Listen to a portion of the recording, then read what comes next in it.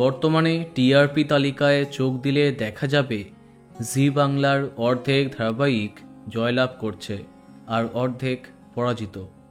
এমন অবস্থায় জি বাংলার পর্দায় একের পর এক নতুন আপকামিং ধারাবাহিক আসার কথা সামনে আসছিল।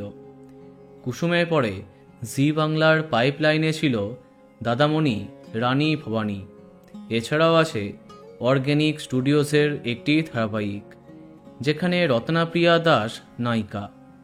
তবে সেই ধারাবাহিকের কথা বলছি না, কারণ তার প্রচার ঝলক এখনও সামনে আসেনি।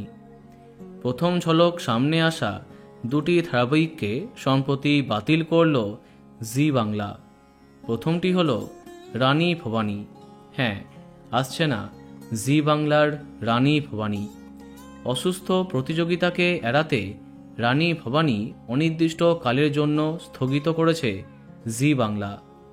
এর আগে কাদম্বিনী গাঙ্গুলিকে নিয়ে যা হয়েছিল তার পুনরাবৃত্তি করতে চায়নি এই চ্যানেলটি। অনেকেই তাদের এই সিদ্ধান্তকে সাধুবাদ জানিয়েছে।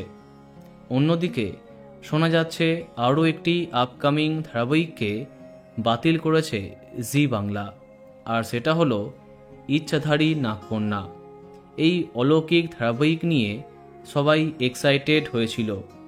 প্রথমে ডাবিং নাকি অরিজিনাল তা নিয়ে কৌতূহল ছিল। পরে অবশ্য জানা যায় এটা ডাবিং হতে যাচ্ছে। সেখানে অনেক দর্শকের আগ্রহ চলে যায়। শোনা যাচ্ছে ইচ্ছাধারী নাগকন্যাও বন্ধ করছে চ্যানেল কর্তৃপক্ষ। তো বন্ধুরা, তুমি কোনটির জন্য এক্সাইটেড ছিলে কমেন্টে জানাতে পারো। আর এই রকমই আরও অনেক ভিডিও পেতে সাবস্ক্রাইব কারেন্ট বস। ধন্যবাদ।